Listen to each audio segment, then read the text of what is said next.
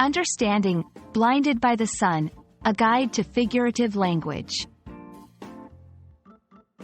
Hello, everyone. Today, we're diving into a fascinating phrase in English, blinded by the sun. This expression is not only vivid in its imagery but also rich in meaning.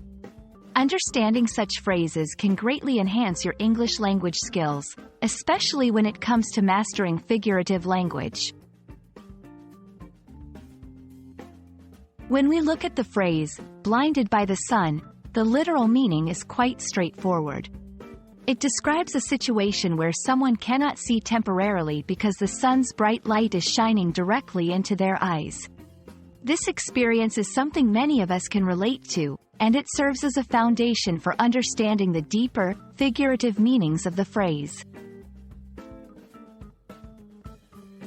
In a figurative sense, blinded by the sun is used to describe situations where someone is overwhelmed or distracted by something dazzling or impressive, to the point where they may overlook important details or issues. It's a powerful way to illustrate how sometimes the allure of something can prevent us from seeing the full picture. Let's look at some examples to see how this phrase can be used in everyday language. Personal relationships. He was so blinded by his love for her that he couldn't see her flaws. Career and ambition.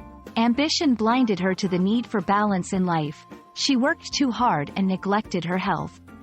Politics and beliefs. Sometimes, people are blinded by their loyalty to a political party, and they fail to see the faults in their leaders.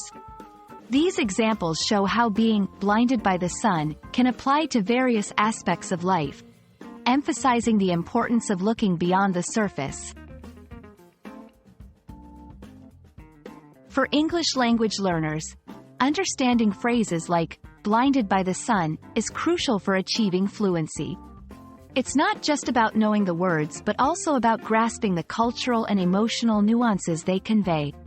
Figurative language enriches communication and allows for more expressive and nuanced conversations. I hope this exploration of the phrase, blinded by the sun, has shed light on the intricate world of figurative language in English. Remember, language is not just about words. It's about the pictures those words paint and the emotions they evoke. Keep learning, keep exploring, and let the beauty of language illuminate your path. Thank you for watching, and see you in our next video.